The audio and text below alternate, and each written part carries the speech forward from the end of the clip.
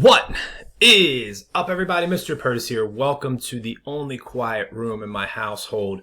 So here I am. Just wanted to go through and give everyone kind of a quick overview as I go through it, what the AP exam is going to look like for this year, 2020, as we're all dealing with isolation and home life. I mentioned this last night to my classes, but just in case someone didn't see it or you're on the interwebs and YouTubing it up, the exam is going to be 45 minutes long. It's a DBQ.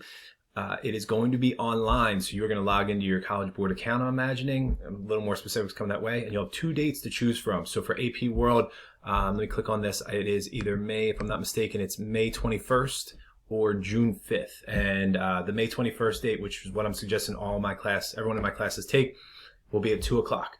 So you will log onto your computer probably at 1:50. 2 o'clock, it'll start. The documents, when the exam will pop up, and you'll have 45 minutes to take it. You will either be allowed to type it and then just click submit at the end, or you can hand write it, take a picture of it, and then you will upload that picture to their site. They have said that they'll have a lot of very specific things in place to make sure people aren't cheating. Now, it is open note, but we're looking at a DBQ here, and you have 45 minutes, and if you know anything about DBQs, the time goes very fast, so I'm not imagining you have a lot of time to really just flip through notes and look through stuff. So there'll be, over the next couple of weeks, I'll put up some videos of some ideas, some things that I would do, some information I would have in front of you just to make it easier, but you don't want too much in front of you because it could be overwhelming and slow down your time. That's just a tip.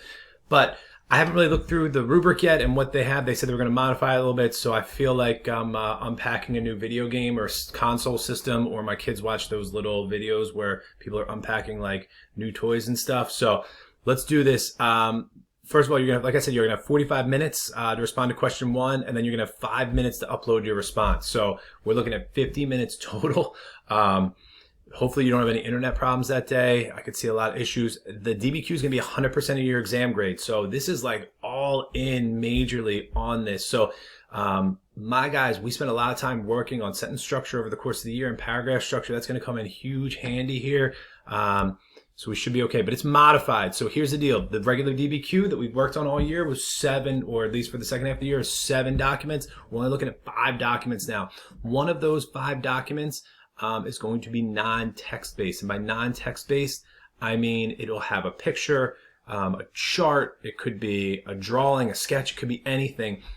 That's typical to what the DBQs usually are.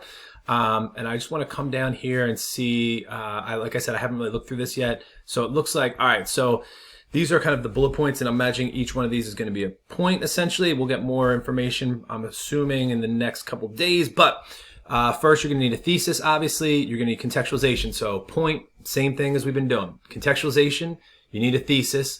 You need to use at least 4 documents of the 5. I'm going to say always just use those 5. Use every single one. My guess is instead of looking at 3 body paragraphs, we'll probably work on 2. But if you want to throw that 5th document in, just make it an extra body paragraph. And again, we'll go into even more detail. Instead of 1 historical outside piece of evidence or 1 extra fact, you're going to need 2. So 2 extra facts. And my guess is they're adding that extra fact in there because it's going to be open note and they want to make it just a little more challenging.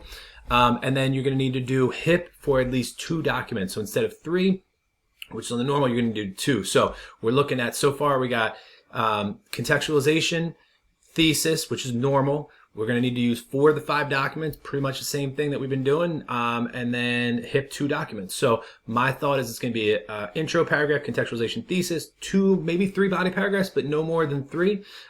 Each one is going to connect back to the topic, and then you're going to use those 4 to 5 documents within those 3 body paragraphs or 2 body paragraphs. And then use evidence to corroborate, qualify, or modify an argument that addresses the prompt.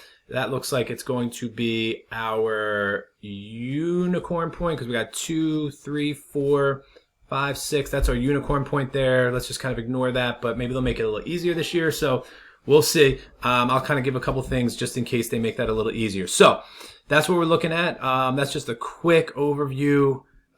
There's this makeup test is on June 5th, Eastern time is 12 p.m. So that's what we're looking at. I'm going to put a bunch of stuff together over the next couple of weeks to make sure, whether it's my students, whether you're watching on YouTube, whatever it is, that you're well prepared. Even if you're a U.S. student We're taking AP Euro.